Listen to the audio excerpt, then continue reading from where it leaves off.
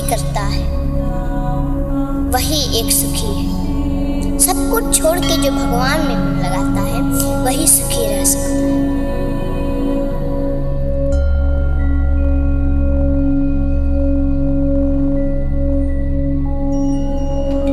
सर्व वेदांत सारम ही श्री भागवत मिष्यते तत्र सामृत तृप्तस्य नान्यत्र स्याद्रति क्वचित्।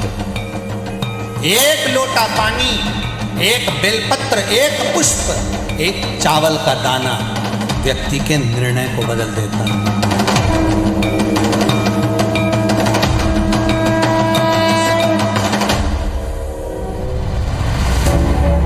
एक बच्चा जिसके एक हाथ में मेहनत का महारत था तो दूसरे हाथ में भगवान की कथा पोथी, और मेहनत के हाथों से घर का चूल्हा जलता, फिर कथा पोथी वाले हाथ समाज में संस्कारों की अलख जगाने लगते। क्या कष्ट है हमको बताइए, क्या दुख है? जब कहीं से दान मिलता तो स्कूल के लिए कलम और पेंसिल आ जाती, वरना यूं ही जिस तिस की किताबों कॉपियों से स्कूल की पढ़ाई पूरी होती। पढ़ने में बहुत अच्छे थे, चंचल स्वभाव के थे, धार्मिक प्रवृत्ति के थे, पढ़ने में भी अच्छे थे।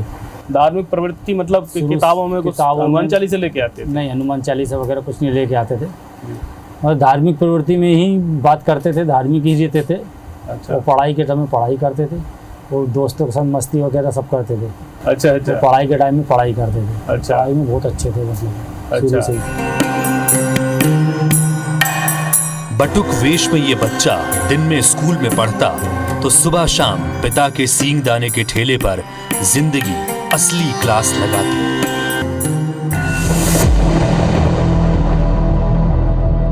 जिंदगी फिर भी चल ही रही थी कि सींगदाने का ठेला धकाते धकाते पिता जिंदगी को ही थका कर परलोक सिधार गए। माँ, भाई और बहन की जिम्मेदारी अपने इन नाजुक नन्हे कंधों पर थी। जब जिम्मेदारी हो तो क्या अरमान और क्या आकांक्षाएं, बस जिंदगी का गुजारा हो जाए, इतना ही काफी है।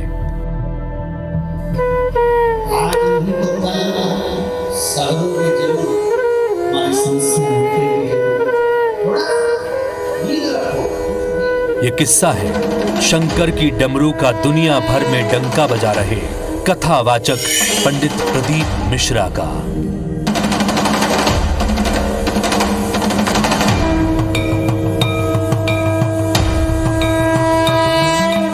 इस खास सीरीज में मैं आपको लिए चलता हूं मध्य प्रदेश के सीहोर जिले में स्थित पंडित प्रदीप मिश्रा के आश्रम में, जो कहलाता है कुबेश्वर धाम।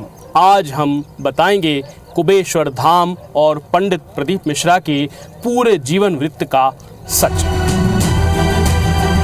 पंडित प्रदीप मिश्रा के बचपन का किस्सा जितना रोचक है उतना ही रोचक उनके जन्म की कहानी भी है।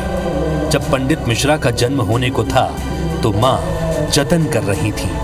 वे भजन करती, भगवान की कथाएं सुनती, घर में धार्मिक माहौल बनाती, अभिमन्यु की तरह गर्भ संस्कार देती। एक साधारण गरीब ब्राह्मण माँ का प्रसव किसी अस्पताल में तो संभव नहीं था। पंडित प्रदीप मिश्रा की माँ बताती है कि उनका जन्म आंगन में बने तुलसी के चौरे के पास हुआ था। ये तुलसी क्यारे के यहाँ 9 महीने रहे, तुलसी क्यारे के मुझे हुई और मैं तुलसी क्यारे के इसका जन्म हो गया।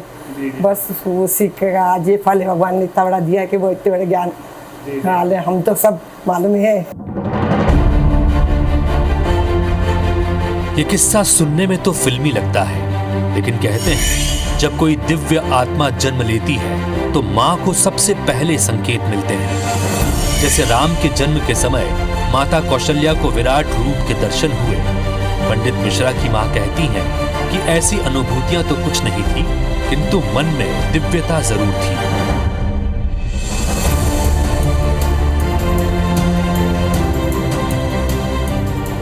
जब महाराज जी, गुरु भगवान प्रदीप मिश्रा जी जब गर्भ में थे तो किस तरह की अनुभूतियाँ आपके मन में थी? कोई दिव्य पुरुष आने वाला है, अब उस टाइम तो क्या मेरे को भी इतना ज्ञान नहीं था, फिर भी मैंने शंकर जी की मेरे को बहुत उपासक थी, उसकी दादी जी भी बहुत सेवा भावी थी घर में, तो उस हिसाब से घर में पूजा पाठ ये वगैरह चलता था। साइकिल, पोथी, धोती और स्कूल में माहौल अंग्रेजी का।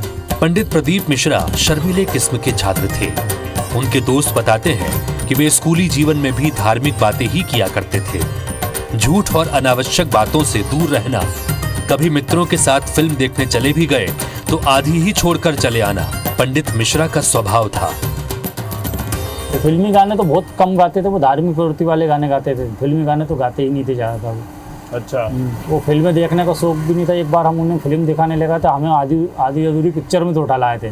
क्या घटना थी वो पिक्चर हम देखने गए थे, कहो ना प्यार वगैरह लगी थी। कहो ना प्यार हाँ, है फिल्म। सीओ टाइगिज में। अरे ये तो कहो ना प्यार है फिल्म तो मुझे लगता है 2000 में आई थी। हाँ, हम देखने गए थे सीओ टाइगिज में, साथ में गए थे। अच्छा। वो उसमें को पिक्चर में उनको कुछ ऐसा लगा तो उन्होंने कि नहीं चलो उठ के, आधी अधूरी पिक्चर से उठा लाए थे हमें। अरे वो तो अच्छी फिल्म थी, उसमें क्या फैमिली फिल्म थी वो उनको पसंद नहीं आई, उनको आ गए।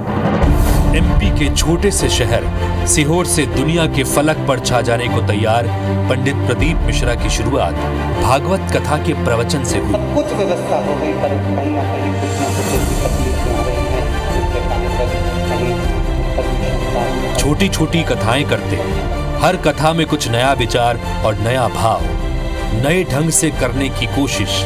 लेकिन आर्थिक तंगी यहाँ भी भारी पड़ रही थी।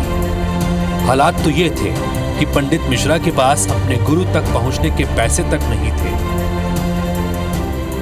इंदौर और सीहोर बहुत दूर लगता था, जी हाँ। 150 किलोमीटर है, परंतु जाने में साधन नहीं थे, रोड बेकार परिवहन वैसा नहीं थे। हाँ, भगवान में भाव तो शुरू से था, क्योंकि पूर्वजों का जो भाव था, कहते हैं कि घर में इतने बर्तन भी नहीं थे तो दूध भी मिट्टी के दिए में पीना पड़ता था। तो हो सकता है भगवान के मंदिर में कोई दिया लगा हो, उसका दूध पी लिया हो। जी हाँ।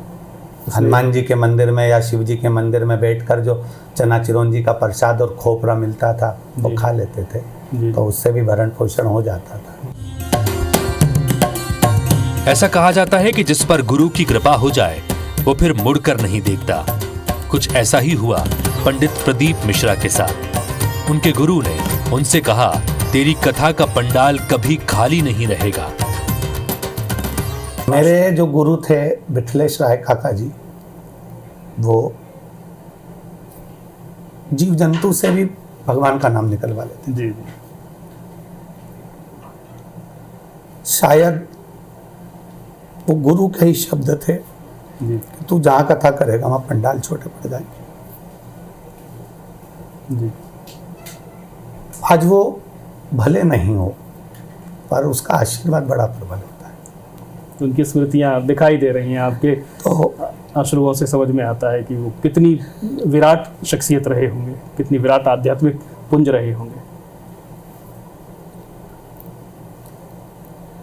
शायद गुरु एक ऐसा होता है कि वो मंजिल तक पहुंचा। मेरे गुरु ने पूछा। गुरु का आशीर्वाद लेकर लौटे नौजवान कथावाचक पंडित प्रदीप मिश्रा की पहली ही कथा में भीड़ उमड़ने लगी। भागवत कथा की पोथी हाथ में होती और भीड़ मंत्र मुग्ध होकर कथा में डूब जाती। नारायण श्रीमन नारायण, गाइए सब गाइए। नारायण श्रीमन नारायण, ओ नारायण श्रीमन नारायण, नारायण श्रीमन नारायण, नारायण श्रीमन नारायण, नारायण श्रीमन नारायण। शंकर की पूर्ण प्रदक्षिणा माता। भाव और रस से भरी कथाओं का सिलसिला चल ही रहा था कि पंडित प्रदीप मिश्रा को गुरु की प्रेरणा होने लगी। अब उन्होंने शिव महापुराण की कथा सुनाने की शुरुआत की। कथाएं जब चलने लगी तब ऐसा लगा कि जनमानस कथा तो सुनता है, जी। श्रवण करा, एक कान से दूसरे कान से निकाल देता, पर अपने अंदर धारण नहीं कर रहा। जी। शिव मंदिरों में हम जाते थे तो हमने ये देखा कि शंकर जी के मंदिर में जाले लगे होते थे और शिवालय में शिव अकेले रहते थे। नंदी है और शंकर है। कोई आरती पूजन वाला पंडित भी उस मंदिर में नहीं रहना चाहता था। कारण ये होता था कि उस मंदिर में दक्षिणा दान कुछ भी नहीं, कोई तो कोई उस मंदिर की पूजन कोई लेना नहीं चाहता था। बड़े बड़े मंदिरों की पूजन सब लेना चाहते हैं, छोटे मंदिर शिव मंदिर को कौन देखेगा। तब एक भाव जागृत हुआ, अगर भगवान ने अपन को प्रेरणा दी है तो क्यों ना जनमानस को शिव से जोड़ा जाए। कैसे भी प्रयास कर कर जनमानस अगर शंकर तक पहुंच गया तो शिवालयों की रूपरेखा बदल जाएगी। और वास्तवता ये रही कि वो धीरे धीरे बदली, और आज संपूर्ण भारत में शिवालय जितने हैं उन शिवालयों की जो भीड़ है, उन शिवालयों में जो पूजन अर्चना है, वो ये दर्शाती है कि जो हमारी पुरानी मेहनत थी वो आज सफल है। सनातन विधान में भगवान विष्णु के अनुयायी वैष्णव कहलाते हैं और शिव के भक्त शैव। पुरानी परंपरा में इनके बीच असहमतियां दिखाई देती हैं, लेकिन पंडित प्रदीप मिश्रा ऐसा नहीं मानते, न ही उन्होंने इसकी परवाह की। वैष्णव कथावाचक से वे शैव परंपरा की शिव भक्ति में डूबते चले गए।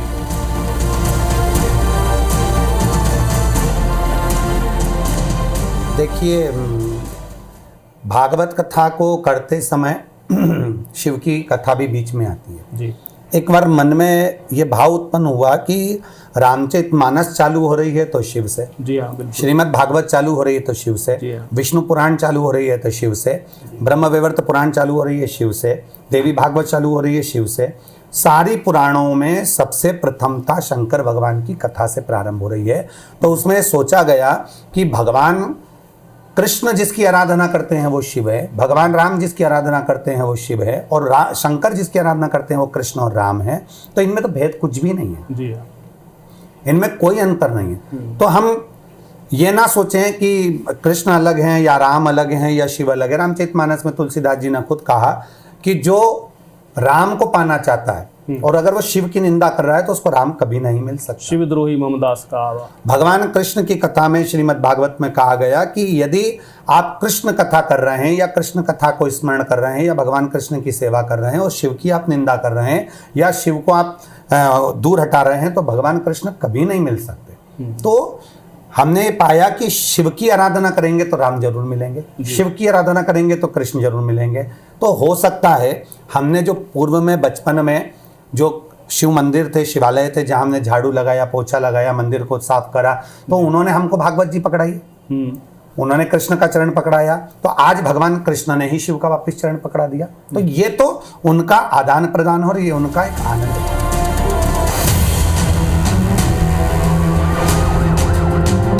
एक तरफ कोरोना की त्रासदी थी, लोग घरों में कैद थे। जीवन के इस महासंकट ने दुनिया को अवसाद में ला दिया। इस त्रासदी ने दुनिया के ज्ञान, विज्ञान, सुख सुविधाओं को एक तरफ रख दिया।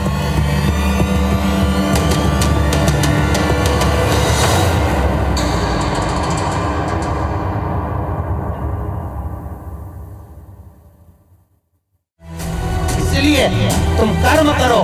तब पंडित प्रदीप मिश्रा पौराणिक आख्यानों से खोज कर लाए कुछ ऐसे उपाय जिन्होंने लोगों की जिंदगी पर असर डाला। एक लोटा पानी, एक बेलपत्र, एक पुष्प, एक चावल का दाना व्यक्ति के निर्णय को बदल देता है। बार बार आपको लग रहा है कि दुख पीछा ही नहीं छोड़ रहा, प्रदोष काल में 2 जगह दिए लगाना प्रारंभ कर दो। इन उपायों से लोग राहत महसूस करने लगे। विज्ञान इसकी कोई व्याख्या नहीं करता, लेकिन लोगों में आ रही सकारात्मकता पंडित प्रदीप मिश्रा की बात को सही सिद्ध कर रही थी। उनके दिए जा रहे छोटे छोटे से धार्मिक उपाय कारगर नजर आने लगे।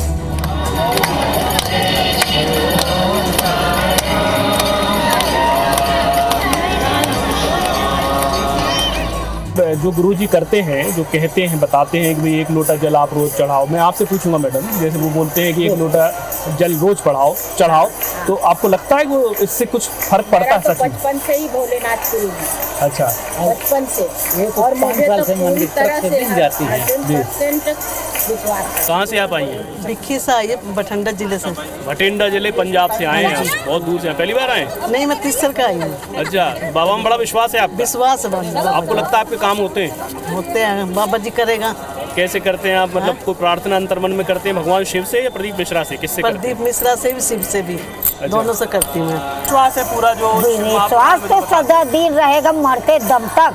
अब आप सियाना कहते रहो, जब तक हमारा साथ चलते हैं हम जवान हैं। किस कारण जवान है? हमारे बाबा कराते थे। बाबा भोलेनाथ के बहुत बहुत धन्यवाद। और रहेगा, जीवन भर रहेगा, मरते दम तक हमारे बाबा का सहारा है। धर्म ग्रंथों में छिपी मन की दवाओं का असर हुआ। गांव-गांव में उपेक्षित पड़े शिवालयों में भीड़ उमड़ने लगी। मंदिरों का कायाकल्प शुरू हुआ। सामाजिक रूप से आयोजन होने लगे। अब सनातन के सबसे सरल देव भगवान भोलेनाथ ज्योतिर्लिंग जैसे महातीर्थों तक सीमित नहीं थे, बल्कि क्षेत्रीय स्तर पर भी भोलेनाथ के मंदिरों में मान्यता होने लगी। बेलपत्र, आँख के फूल, लोटों में जल, धतूरे का फल इन उपेक्षित पड़े शिव मंदिरों में दिखाई देने लगे। आप सबसे पूछना चाहूंगा, आप लोग कहते हो कि मंदिर की सफाई जो वर्कर रखा है उसे करना चाहिए, मंदिर की सफाई जो पुजारी रखा है उसको करना चाहिए। मैं आपसे पूछना चाहता हूं कि आपके घर में जो तिजोरी है, दिवाली पे उसकी सफाई कौन करता है? माता पार्वती ने आज खड़े हो। ये सब हो रहा था पंडित प्रदीप मिश्रा की कथाओं से। श्रीमद् भागवत की कथा से शिव महापुराण पर शिफ्ट हुए पंडित मिश्रा इस बार बहुत सी छोटी छोटी लेकिन मोटी बातों को लेकर आए, जैसे एक लोटा जल समस्या का हल, श्री शिवाय नमस्तुभ्यम सेवा ही साधना है, बेलपत्र से कल्याण, शिव मंदिर न जा सको तो शिखर के ही दर्शन रोज करो। ये सब वो चीजें थी जो शिव महापुराण में सीधे तो नहीं लिखी, लेकिन इनका अर्थ यही है। व्याख्याकार इसे अलग ढंग से समझाते हैं।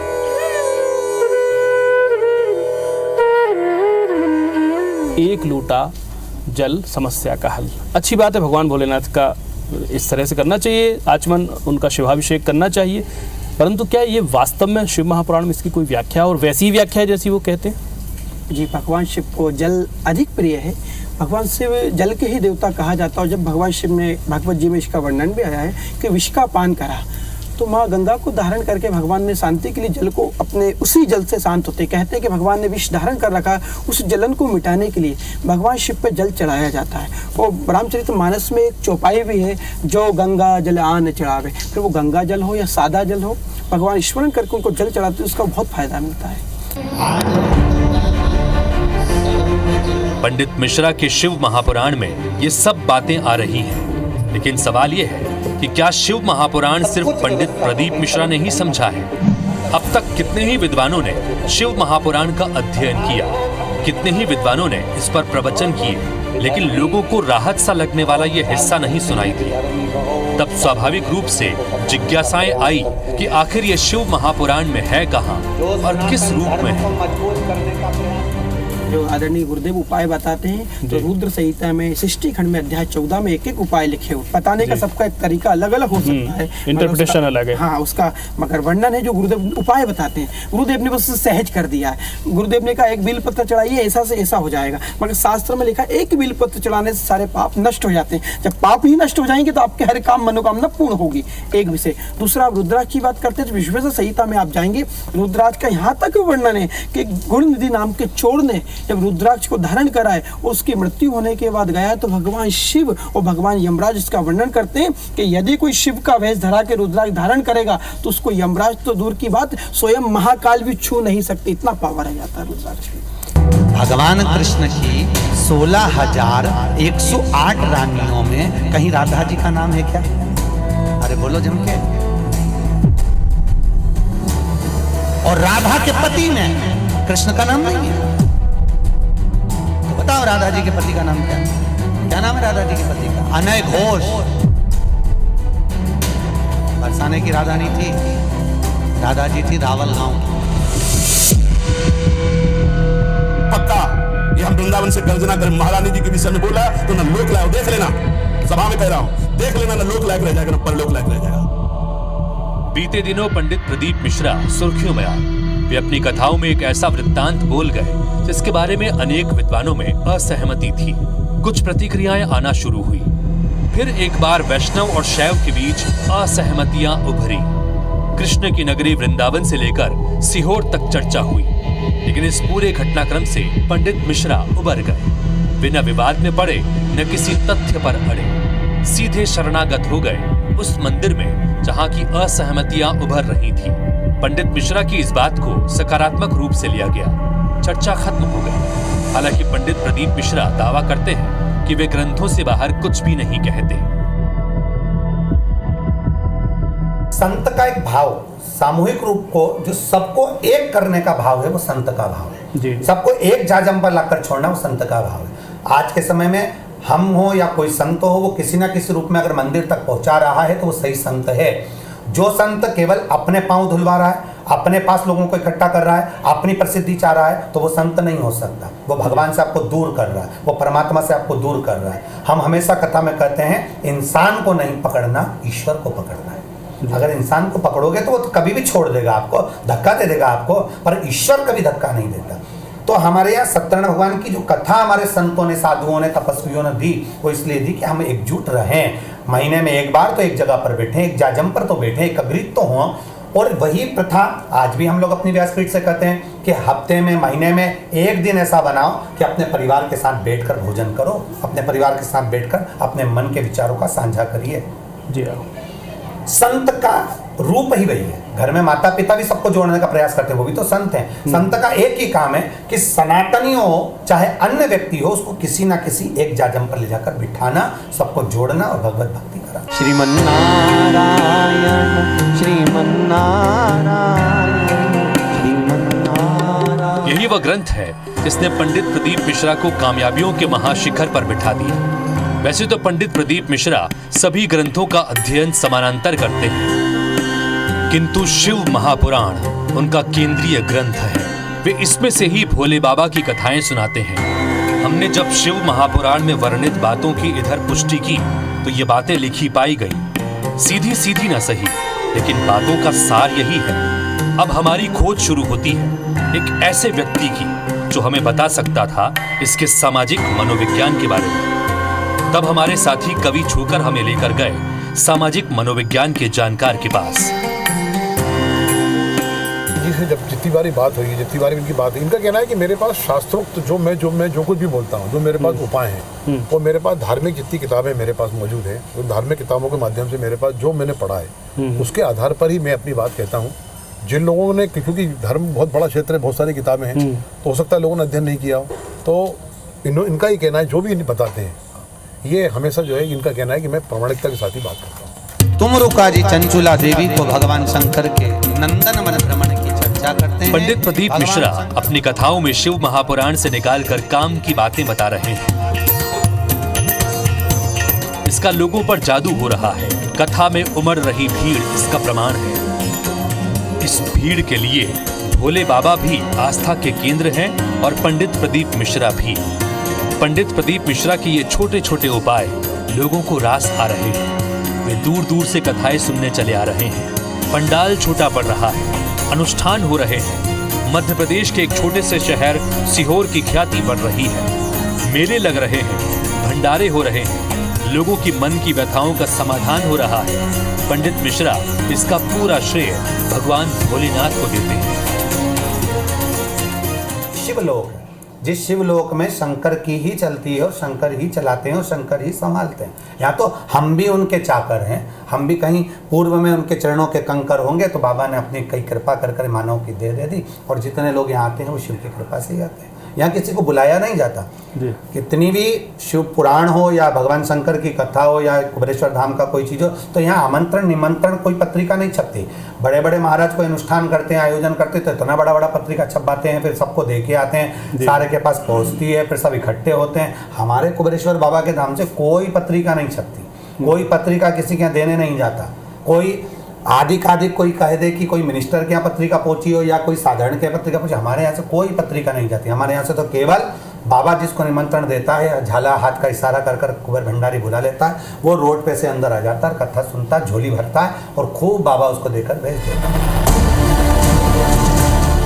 यूं तो भगवान भोलेनाथ का महास्वरूप शिवलिंगम को ही माना गया है, लेकिन मूर्ति विग्रह भी समानांतर पूजा जाता है। सामाजिक विश्लेषक और शिव महापुराण के जानकार से बात करने के बाद हमें समझ आया भोले बाबा के अनेक रूप हैं। महापुराण में वर्णित तथ्यों का आशय भी यही है जो पंडित मिश्रा अपनी कथाओं में बताते हैं। लेकिन कुछ सवाल हमारे मन में बार बार कौंध रहे थे। पंडित मिश्रा ने सीहोर में कुबेरेश्वर धाम ही क्यों बनाया? क्यों उन्होंने अपने सीहोर परिसर में केदार शिला रखवाई? और क्यों नेपाल का पशुपतिनाथ मंदिर ही यहाँ आकार ले रहा है? इन सब सवालों के जवाब हम तलाशेंगे अगले एपिसोड में।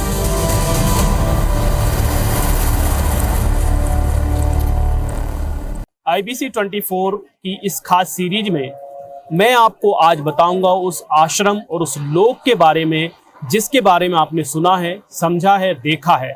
इनका प्रतिनिधि वाक्य और मंत्र है श्री शिवाय नमस्तुभ्यम।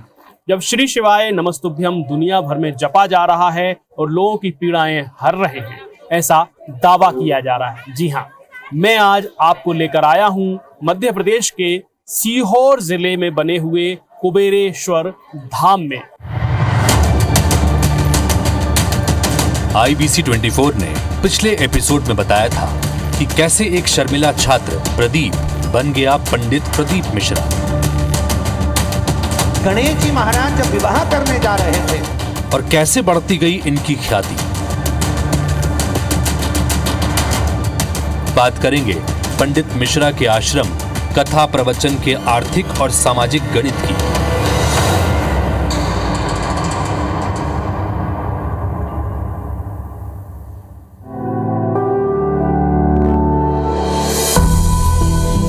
यह है पंडित प्रदीप मिश्रा का कुबेरेश्वर धाम।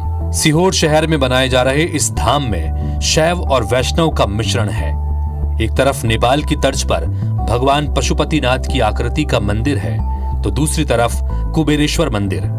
इस मंदिर परिसर में भगवान विष्णु की लेटी हुई विराट प्रतिमा भी है, तो भगवान केदारनाथ का स्वरूप मानकर रखी गई केदार शिला भी। एक बड़े आकार में भगवान राम और केवट की झांकी भी है। इसी धाम में एक और मंदिर है जहां श्रद्धालु भगवान शंकर की पूजा अर्चना करते हैं। सबसे पहले हम आपको ले चलते हैं केदार शिला। ये केदारनाथ शिला के बारे में कहते हैं कि ये जो है केदारनाथ से लाई गई है। इसका बड़ा महत्व है। कुबेरेश्वर धाम परिसर में बने हुए इस बीचों बीच इस स्थल की पूजा की जाती है और उसके बाद अपनी मनोकामनाओं का मन में ध्यान किया जाता है। केदार शिला को परिसर में बीचों बीच रखा गया है। श्रद्धालु यहाँ बड़ी संख्या में पूजा करते हैं। इस शिला की पूजा करने सुबह पंडित मिश्रा भी आते हैं। लोगों को विश्वास है कि केदार शिला में बाबा केदारनाथ का प्रभाव है। मेरे यहाँ पे गठान हो गई थी ना गले में, तो मैंने इलाज तो करवाया था, उससे फायदा तो लगी, मगर जो मैंने जल पिया और बेलपत्री खाई और एक दो जगह और कहीं पे ऐसी जगह हो गई कि वहाँ पे जल नहीं लगा सकी, तो मैंने भोले बाबा से कहा, भोले बाबा जल नहीं लगाऊंगी, पीऊंगी, मुझे तुम्हारा विश्वास है, तुम बिल्कुल मेरी गठान सही करो। तो बस भोले बाबा ने मेरी दोनों गठानें सही कर दी। आज कह रही हूँ कुबेरेश्वर धाम में मेरे लिए बहुत भरोसा है। शिवलिंग की पूजा करने के लिए शिवलिंग को घर में कहाँ रखेंगे, जहाँ तुम्हारी मर्जी। पंडित मिश्रा कहते हैं कि सीहोर के कुबेरेश्वर धाम का कंकर कंकर शंकर है, इसलिए श्रद्धालुओं की भीड़ इसी परिसर में बने एक और मंदिर में शंकर मानकर कंकर की पूजा करती है। ये तो धाम है कुबेर भंडारी का, ये शिवलोक है। जिस शिवलोक में शंकर की ही चलती है और शंकर ही चलाते हैं और शंकर ही संभालते हैं। यहाँ तो हम भी उनके चाकर हैं, हम भी कहीं पूर्व में उनके चरणों के कंकर होंगे, तो बाबा ने अपनी कई कृपा कर कर मानव की दे दी, और जितने लोग यहाँ आते हैं वो शिव की कृपा से ही आते हैं। यहाँ किसी को बुलाया नहीं जाता। कितनी भी शिव पुराण हो या भगवान शंकर की कथा हो या कुबेरेश्वर धाम का कोई चीज़ हो, तो यहाँ आमंत्रण निमंत्रण कोई पत्रिका नहीं छपती। बड़े बड़े महाराज कोई अनुष्ठान करते हैं, आयोजन करते हैं, तो इतना बड़ा बड़ा पत्रिका छपवाते हैं, फिर सबको दे के आते हैं, सारे के पास पहुँचती है, फिर सब इकट्ठे होते हैं। हमारे कुबेरेश्वर बाबा के धाम से कोई पत्रिका नहीं छपती, कोई पत्रिका किसी के यहाँ देने नहीं जाता, कोई आधिकाधिक कोई कह दे कि कोई मिनिस्टर के यहाँ पत्रिका पहुंची हो या कोई साधारण के यहाँ पत्रिका पहुंची, हमारे यहाँ से कोई पत्रिका नहीं जाती। हमारे यहाँ से तो केवल बाबा जिसको निमंत्रण देता है, झाला हाथ का इशारा कर कर कुंवर भंडारी बुला लेता है, वो रोड पे से अंदर आ जाता है, कथा सुनता है, झोली भरता है और खूब बाबा उसको देकर भेज देता है। इस कैंपस में वो जगह भी है जिसके लिए पंडित मिश्रा को जाना जाता है। ये रुद्राक्ष की लंबी कतारें हैं। पंडित मिश्रा कहते हैं कि यह रुद्राक्ष नेपाल की गंडक नदी से लाया गया है। ये साधारण रुद्राक्ष नहीं है, इसे यहाँ अभिमंत्रित करके लोगों को दिया जाता है, जिससे दावा है कि लोगों के बिगड़े काम बन जाते हैं। ये जो जालियां हैं ये लोगों के मूवमेंट के लिए बनाई गई हैं। यहाँ से रुद्राक्ष मिलते हैं और यहाँ से लोग आते जाते रहते हैं। जो रुद्राक्ष के लिए चूंकि ये जाना जाता है, जो कुबेरेश्वर धाम है, इसकी सबसे बड़ी खूबसूरती और सबसे बड़ा जो कोर वैल्यू है वो यही है कि यहाँ पर रुद्राक्ष दिए जाते हैं। ये यहाँ से जो है रुद्राक्ष देती हैं। जब कोई आता रो ऐसी लगी रहती है, यहाँ पे एक डाल के दिखाओ आप, देखो इस तरह से रुद्राक्ष आ जाता है।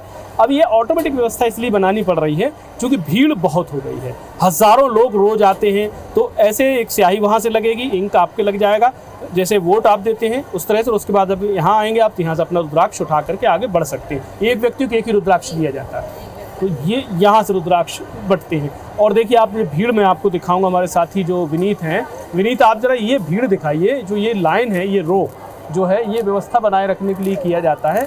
बहुत दूर उस कोने पर से शुरुआत होती है, फिर लाइन जिगजैग करती हुई और यहाँ पर आकर चलती जाती है और यहाँ से लोगों को जो है रुद्राक्ष मिलते रहते हैं। रुद्राक्ष चूँकि कुबेरेश्वर धाम की सबसे कोर वैल्यू है, बताते हैं कि ये गंडक नदी से विशेष रूप से अभिमंत्रित करके यहाँ पर लिए जाते हैं, इसलिए इसका यहाँ महत्व। और ये भीड़ यहाँ पर आप रुद्राक्ष लेने वालों की देख रहे हैं।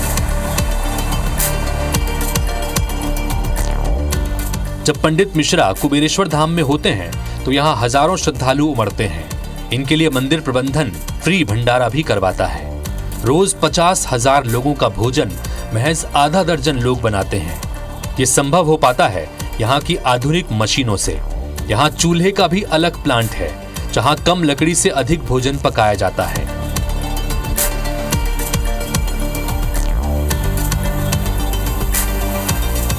पंडित प्रदीप मिश्रा जी के कुबेरेश्वर आश्रम में यहाँ हमें एक भंडार गृह दिखा, जहाँ पर 24 घंटे भोजन की व्यवस्था रहती है। जितने भी श्रद्धालु आएँ, 100 हो, 1000 हो, लाख हो, इनको यहाँ पर भोजन कराया जाता है। अब जब इतने लोग आएंगे, इतने लोग जब यहाँ भोजन कर रहे होंगे, तो स्वाभाविक सी बात है कि ये जो सीता की रसोई है, यानी माता सीता की रसोई है, इस रसोई का ऐसा प्रबंध भी होना चाहिए। तो यहाँ जो सारा काम है वो सारा का सारा मशीनों से होता है। भंडार रखे रहते हैं, ये खरीदी होती रहती है, यहाँ लगातार ये सामान आता रहता है, यहाँ पर पानी की व्यवस्था रहती है और सारा काम जो मशीनों से। आप देखिए, आप जब हज़ार लाख लोगों के लिए भोजन बनेगा तो उसको एक व्यवस्थित बनाने के लिए चीज़ें ऐसी करनी पड़ेंगी। जैसे हम आपको सबसे पहले दिखाते हैं, ये है रोटी की मशीन। वहाँ पर जो है आटा डाला जाता है और वहाँ से आटा गूँथ करके फिर यहाँ से फ्लोर हो करके वो आता है। कुछ सेवाभावी लोग हैं, कुछ नौकरी पेशा लोग हैं, ये इतने ही लोग काम कर रहे हैं। 1 2 3 4 5 6 लोग, 7 लोग हैं। 7 लोग यहाँ पर लगभग 50,000 लोगों का भोजन बना रहे हैं। अगर मैं आपको दिखा पा रहा हूँ, हमारे साथी जो हैं विनीत श्रीवास जो कैमरे को चला रहे हैं, वो उनसे मैं कहूँगा कि आप ये रोटियाँ बताइए कि अगर हम इन रोटियों को गिनते हैं तो प्रति सेकंड, आप ये घड़ी देखिए, यहाँ मेरी घड़ी पर आप विनीत फोकस कीजिए। ये देखिए अब आप यहाँ से शुरू कीजिए, 11 बज रहे हैं। देखिए रोटियाँ 1 2 3 4 5 6 7 8 9, यानी प्रति सेकंड एक रोटी से ज़्यादा की रफ्तार से ये रोटियाँ सेकी जा रही हैं, जिसमें आटा डालने से लेकर बेलने से लेकर के रोटियों के सेकने, और यहाँ पर जब आप आते हैं तो रोटियों को यहाँ पर रखा जाता है। और फिर ये आप देख रहे हैं आटा है। फिर आप यहाँ आगे बढ़ते हैं तो इस तरफ सब्ज़ी का काम चल रहा होता है। जो सब्ज़ी से जुड़ी हुई छोटी छोटी जो मिर्च वगैरह हैं, उनको काट छाट चल रही होती है। यहाँ सब्ज़ी का स्टॉक रहता है और साथ में शुद्धता का भी पूरा ध्यान रखा जाता है, साफ़ सफाई के साथ किया जाता है। ये यहाँ पर सारे पकवानों का एक जो बनाया गया है कॉर्नर है, जहाँ पकवान बनाए जा रहे हैं। जैसे नमकीन है, ये नमकीन यहीं का लोकल मेड होता है और यहाँ से बन करके इस तरह से ये बूंदियाँ बनाई जा रही हैं, जो नमकीन में भी काम आएंगी। और मीठी जो बूंदी होती है, नुक्ती जिसको कहते हैं, वो यहाँ पर बनाई जा रही होती है। और फिर इसके बाद जब आप चलते हैं तो ये बड़े बड़े कड़ाहे हैं जिनको मैनुअली नहीं किया जाता, ये मैनुअली सिर्फ इनको जब यहाँ रखना होगा, इसमें उबल रहा है, ये गैस के पाइपलाइन बिछाए गए हैं और इससे यहाँ से ये सब्ज़ी डाल दी जाती है, सारे जो इंग्रेडिएंट्स सब्ज़ी में लगते हैं वो डाले जाते हैं। एयर प्रेशर के लिए भी एक छोटा सा, जब एयर ज़्यादा बन जाती है ये, तो ये संभवतः चावल है या सब्ज़ी है, ये भी एक तरह की सब्ज़ी है। 2 लोग सिर्फ मिलकर के, दो आप इस सेगमेंट में देखें, 1 2 3 4 5 जो कड़ाहे रखे हुए हैं, 5 जो मशीन के कड़ाहे रखे हुए हैं, उनको ऑपरेट करने के लिए सिर्फ 5 लोग यहाँ लग रहे हैं। यानी सारा काम ऑटोमेटिक मशीन के ज़रिए होता है। ये चावल खिचड़ी है जो यहाँ की बड़ी फेमस खिचड़ी है। भंडारे में इसको अभिमंत्रित खिचड़ी प्रदीप मिश्रा जी के आश्रम से पाई हुई खिचड़ी है, इसको प्रसाद के स्वरूप वहाँ पर वितरित किया जाता है। अब ये सारा जो प्रबंध है आश्रम का, एक व्यक्ति हैं जो इस पूरे कोऑर्डिनेशन को करते हैं, जिनके कंधों पर पूरे आश्रम की इस व्यवस्था का, यानी कि पंडित प्रदीप मिश्रा लोगों का आत्मिक और आध्यात्मिक कल्याण कर रहे होते हैं, लेकिन उस आध्यात्मिक और आत्मिक कल्याण के लिए जो भौतिक व्यवस्थाएं लगती हैं उसमें अहम भूमिका निभाते हैं उनके भांजे हैं समीर साहब। यहाँ पर ये सारी व्यवस्थाओं कैसे संचालन करते हैं? श्री शिवाय नमस्तुभ्यम। यहाँ पे जो भी व्यवस्था होती है, हम लोग तो सब जो भी है वो निमित्त है, करने वाला भोलेनाथ है। जैसे हम लोग की पूरी टीम है यहाँ पे, जैसे भोजन व्यवस्था की टीम है, गौशाला की टीम है, जितनी भी टीमें यहाँ पे लगी हुई है, सब लोग के द्वारा यहाँ व्यवस्था की जाती है। अब इसमें इकट्ठा खरीदी होती होगी, हमने देखा बड़ी मशीनें लगा रखी सारी चीजों में। जी। तो ऑन एन एवरेज कितने लोग यहाँ भोजन करते होंगे? इसमें नित्य प्रतिदिन लगभग हम देखते हैं कि 40,000 से 50,000 लोग डेली भोजन करते हैं। जब जैसे बड़े आयोजन होते हैं, जैसे गुरु पूर्णिमा देख सकते हैं आप, अपने कुबेरेश्वर धाम पे सावन का महीना आने वाला है, उसके बाद आप आगे बढ़ेंगे तो रुद्राक्ष महोत्सव होता है, जिसमें लगभग यहाँ हमारे हिसाब से अभी जो पिछली बार रुद्राक्ष महोत्सव हुआ था उसमें 3 से 4 लाख लोगों ने नित्य प्रतिदिन भोजन यहाँ ग्रहण करा था। जो हमारी जितनी भी मशीनरी आप देख पा रहे हैं, ये पूरा 3 से 4 लाख लोग का भोजन 3 से 4 घंटे में बना के तैयार कर देती है।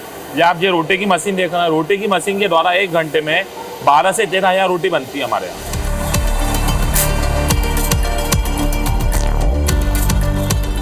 कुबेरेश्वर धाम परिसर में एक गौशाला भी बनाई गई है। यहाँ चुनिंदा गायें हैं और इनकी सेवा के लिए भी लोगों की भीड़ है। ये अत्याधुनिक गौशाला है। यहाँ पर आपको वैसी गायें नहीं मिलेंगी जो सड़क पर घूम रही हैं या जो चोटग्रस्त हैं किसी वजह से। यहाँ पर सारी गायें हर्ष-पुष्ट आपको मिलेगी और पूरा यहाँ पर जो बनाया गया है, वजन तौलकर उनको घास दी जाती है या उनका जो फूड है, जो एनिमल फूड होता है, वो दिया जाता है।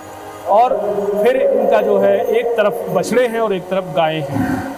हर किस्म की गायें हैं और इनसे दूध होता है, आश्रम में दूध काम आता है। ठीक इसी तरह से बाहर जब आएंगे तो बाहर आप देखते हैं कि इसमें एंट्री से ठीक पहले एक ऑप्शन दिया हुआ है लोगों को कि आप यहाँ आएँ और यहाँ आकर के गायों को कोई सेवा करें। अब गायों की सेवा के रूप में नॉर्मल नहीं है, आपको यहाँ पर घास खरीद सकते हैं।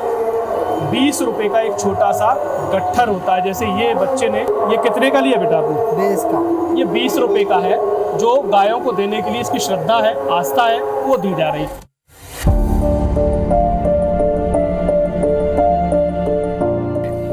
अब से कुछ वर्ष पहले तक साधारण खेत रहे कुबेरेश्वर धाम में अब एक अलग अर्थव्यवस्था ने जन्म ले लिया है। प्रसाद की दुकानें, पार्किंग का पेशा, ठहरने के लिए होटल जैसे व्यवसाय बड़े हो रहे हैं। मंदिर सिर्फ मंदिर नहीं है और न ही ये सिर्फ शिव महापुराण की प्रवचन है। ये क्षेत्र में रोजगार और व्यवसाय को भी बढ़ावा दे रहे हैं। एक आश्रम जब बनता है तो ह्यूमन एक्टिविटी बढ़ती है। जब ह्यूमन एक्टिविटी बढ़ती है तो वहाँ एक बिजनेस खड़ा होता है। मेरे चारों ओर आप देख रहे हैं, यहाँ कुछ वर्ष पहले कुछ भी नहीं था और अब कुछ वर्ष बाद बहुत कुछ है। अब ये बहुत कुछ, इस पूरी जर्नी को हमारे साथी जो हैं कवि छोकर, जो IBC 24 के जिला सीहोर के ब्यूरो हैं, ये बताएंगे। चूँकि यहाँ रहते हैं, ये ज़्यादा बेहतर ढंग से बता पाएंगे कि यहाँ क्या। कभी इसके बारे में बताइए। ये जैसे शॉप है, रेस्टोरेंट है, प्रसाद की दुकानें हैं, कुछ और एसेसरीज हैं, कपड़े की दुकानें हैं, ये सब का क्या इतिहास है, कितना समय है और कितनी बड़ी इकोनॉमी बन गई है? देखिए, अगर कुछ समय पहले हम पीछे जाते हैं, जब कोरोना काल आया था, उसके बाद से लगातार गुरुजी की कथाओं का प्रचलन तेज़ी से बढ़ा। इसके बाद जब यहाँ देखा जाए कि यहाँ पर पहले खेत हुआ करते थे, जगह पूरी सुनसान थी, धीरे धीरे जिस तरीके से पंडित प्रदीप मिश्रा जी की कथा बढ़ी, जिस तरीके से उनका प्रोग्राम बढ़ते गए और लगातार जिस तरीके से उनकी प्रख्याति बढ़ी है, उसको लेकर यहाँ धीरे धीरे दुकानों का आगमन हुआ, लोगों ने दुकान लगाना शुरू करी, लोगों को यहाँ रोजगार मिला, व्यापार मिला है। वहीं शहर में भी काफ़ी जगह डेवलप जो हुआ है, ये कहा जाता है कि प्रदीप मिश्रा जी की वजह से शहर को बहुत कुछ मिला है। यहाँ पर लोगों को जो रोजगार की कमी थी वो रोजगार मिला है। जो लोग दूसरी जगह काम करते थे वो दूसरी जगह से काम छोड़कर वो उन्होंने खुद का अपना रोजगार चालू करा है। वो कई दुकानदार ऐसे हैं जो कई और लोगों को भी उन्होंने यहाँ पर रोजगार दिया है। कभी एक पत्रकार होने के नाते क्या आपने कभी इस दिशा में भी सोचा कि कहीं ट्रस्ट कुछ ऐसी अवैध गतिविधियों में तो नहीं है, शॉप्स का, ज़मीन का अलॉटमेंट, इन सब में न्याय संगत व्यवस्था के तहत किया जा रहा है सब चीज़ें? देखिए, जहाँ तक कि मेरे को जानकारी है, वहाँ तक है कि कोटेश्वर धाम के ट्रस्ट के द्वारा जितनी भी दुकानें जो अलॉट की गई हैं, जो दी जा रही हैं, वो लोगों को किराए के तौर पे दी गई है। किसी से 10,000 रुपये, 20,000 रुपये जगह के अनुसार दी गई है। और जो ट्रस्ट ने जो दुकानें परमानेंट बनाई हैं, उनको पगड़ी देकर और मिनिमम एक किराए के ऊपर दी हुई है। तो ये जो पूरी इकोनॉमी जाती है, अगर हम इसको चलते हुए बात करते हैं, अगर हम इसको नापते हैं एक उसमें पैसों में, तो कितने के करीब इकोनॉमी जा रही होगी? ये सिर्फ शॉप की बाहर प्रसाद की दुकानें और ये सब। देखिए, मिनिमम यहाँ पर जो जानकारी है उसमें करीबन 1500 दुकान के आसपास हैं।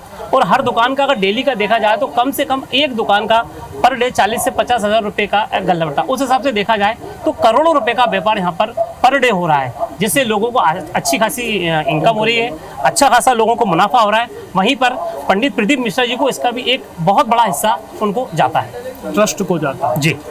और अगर कभी इसको देखें कि अभी हाल में हम बात कर रहे थे कुछ parking economy, shop economy, restaurant economy, cloth market segment economy, इसको अगर सेग्रीगेट करके देखते हैं, सबसे ज़्यादा काहे का चलन है यहाँ पर? देखिए, सबसे ज़्यादा चलन यहाँ पर जो है रुद्राक्ष को लेकर विशेष महत्व है, क्योंकि लोग रुद्राक्ष के लिए यहाँ पर आते हैं। रुद्राक्ष के साथ साथ लोग और भी अन्य चीज़ें खरीदते हैं, जो दुकानदार, कोई कपड़ा है, सिंदूर है, प्रसाद है। एक चलन हो गया है यहाँ पर लोगों के लिए कि रुद्राक्ष के लिए आते हैं, तो रुद्राक्ष के साथ कई ऐसी चीज़ें हैं जो लोग यहाँ से निशानी के तौर पर लेके जाते हैं। कभी IBC 24 सजग है, हमेशा ध्यान रखता है कि एक उस व्यक्ति के हित का ध्यान रखता है जो साधारण है। इसलिए मैं आपसे यहाँ कहूँगा ऑन कैमरा कि ट्रस्ट के प्रति हमारा आदर है, भगवान भोलेनाथ के प्रति आदर है और पंडित प्रदीप मिश्रा जी के प्रति आदर है। साथ में चल रही इन गतिविधियों पर भी नज़र रखना एक प्रखर पत्रकार का, सजग पत्रकार का दायित्व। धर्म का डमरू बज रहा है, भोले का त्रिशूल सज रहा है, बाजार भी रफ्तार ले रहा है, शहर का नाम भी बढ़ रहा है। भारत में धर्म तीर्थ सिर्फ आध्यात्मिक डेस्टिनेशन नहीं होते, बल्कि एक पूरी की पूरी अर्थव्यवस्था भी होते हैं। यहाँ पंडित मिश्रा की कथाएं हैं, दान है और दान से भंडारा है, मंदिर है, गौशाला है। छोटे से शहर सीहोर से दुनिया भर में ख्याति पा रहे पंडित प्रदीप मिश्रा सामाजिक उत्थान और क्षेत्रीय अर्थव्यवस्था को रफ्तार देने का काम भी कर रहे हैं। ये है कुबेरेश्वर धाम जो पंडित प्रदीप मिश्रा ने बनवाया है। ये मध्य प्रदेश के सीहोर ज़िले में स्थित है। आज की पूरी डॉक्यूमेंट्री में आपने जाना पंडित प्रदीप मिश्रा शैव और वैष्णव को एक करने के लिए काम कर रहे हैं। उनके लाखों श्रद्धालु भी इसी काम में जुटे हुए हैं। सीहोर के पास एक बड़ी इकोनॉमी खड़ी हो गई है, जिसकी बात मोदी अक्सर किया करते हैं। अगली बार फिर मैं किसी दिव्य पुरुष के साथ फिर हाजिर होऊंगा। तब तक मुझे दे दीजिए इजाज़त। ये जो शूट है वो आप तक पहुंचाया है हमारे साथी विनीत श्रीवास ने और हमारे ज़िला सीहोर के संवाददाता कवि छोकर ने। मैं हूं वरुण सखा जी।